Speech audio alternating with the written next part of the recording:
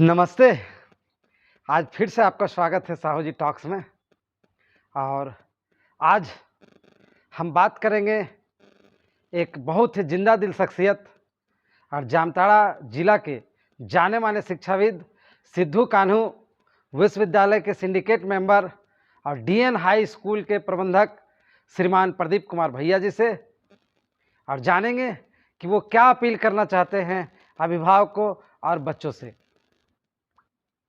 उससे पहले आपसे एक छोटा सा आग्रह कि अगर आपने हमारे चैनल को सब्सक्राइब नहीं किया है तो प्लीज़ हमारे चैनल को सब्सक्राइब करें, लाइक करें और बेल बटन को क्लिक करें ताकि हर छोटी बड़ी चर्चा पर का नोटिफिकेशन आपको मिल सके और आप हमारे साथ शिक्षा जगत की हर चर्चा के साथ जुड़ सके। तो आइए सुनते हैं श्रीमान भैया जी का अपील क्या कहना चाहते हैं वो अभिभावकों और बच्चों से।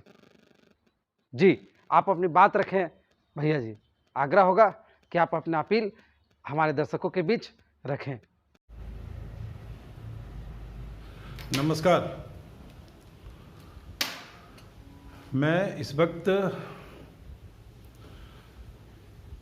विभिन्न बोर्ड में विभिन्न विद्यालय में पढ़ रहे कक्षा 8, 9, 10, 11 और 12 के बच्चों एवं उनके अभिभावकों से संबोधित हूँ।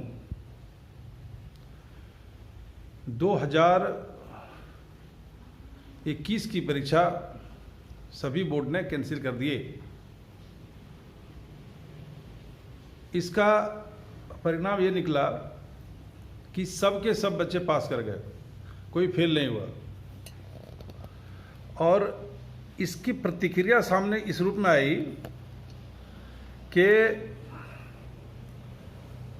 कुछ बच्चे बहुत प्रसन्न हुए मतलब वे बच्चे जो पास ना कर पाते वो कम से कम पास हो गए। एवरेज बच्चे जो थे उनको ना कोई खुशी है और ना कोई गम है, क्योंकि उन्हें पता है कि हमारे पास एवरेज मार्क्स होना था। इस प्रकरण में जो प्रतिभाशाली बच्चे हैं उनके सपने धूल धूसरित हो गए, उनकी योजनाएं नेस्त नाबूद हो गए। रेस उन्होंने जो लगाया था अपने सहपाठियों से, वह रेस कहीं अंधेरे में गुम हो गया, खो गया। ये कष्ट प्रतिभाशाली बच्चों को जीवन पर्यंत रहेगा। पर क्या करें साहब, अब तो जो हो गया सो हो गया। अब ये फैसला एक इतिहास है और मैंने किसी से सुना है कि हिस्ट्री कैनॉट बी अनडन, उसे परिवर्तित नहीं किया जा सकता।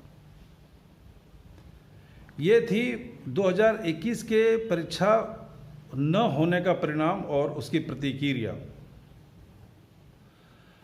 अब जो बच्चे इन्हीं क्लासों के मतलब 8, 9, 10, 11, 12 के 2022 में पेयर होने वाले हैं, उनमें से बहुतेरे ऐसे हैं जो ये मानकर बैठ गए हैं कि 2022 में भी परीक्षा नहीं होगी। ऐसा मानने वालों में अभिभावक भी हैं और बच्चे भी हैं। देवी और सज्जनों,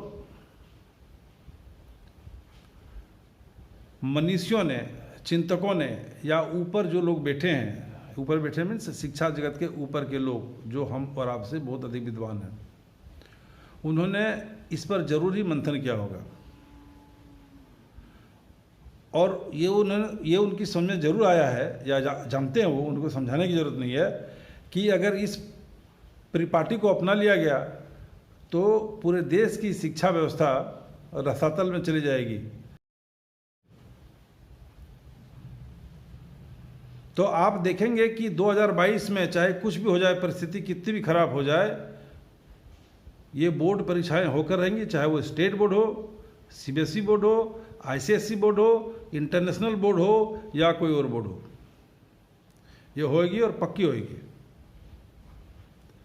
क्योंकि कोई भी राष्ट्र अपने प्रतिभावान बच्चों की बलि नहीं दे सकता, यह आप पक्का मान के रखिए। अगर हम थोड़ा पीछे जाएं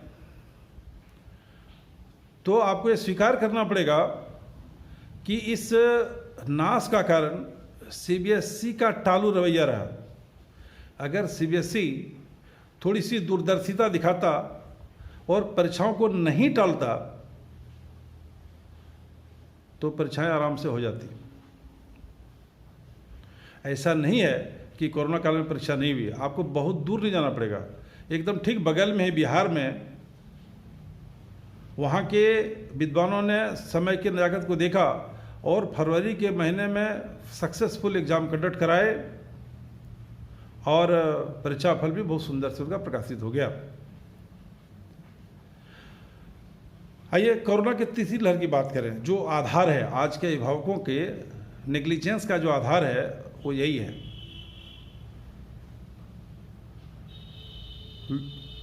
लोग सोच बैठे हैं कि 2022 में भी परीक्षाएं नहीं होंगी, तीसरी लहर आएगी बच्चों के लिए।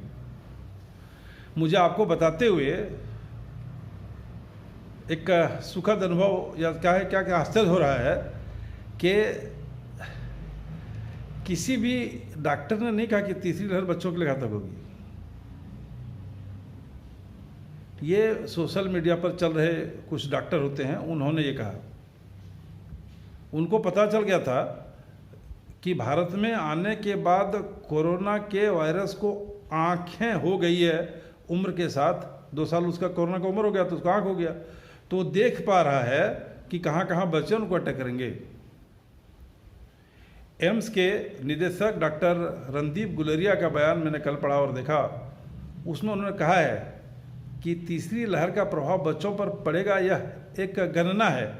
गणना क्या है कि उस बीच में जब तक ये लहर आएगी तब तक बहुत सारे उम्र दराज 18 से ऊपर के लोगों को वैक्सीन पड़ जाएगा, तो ये बच्चों के द्वारा ही ये फैलेगी।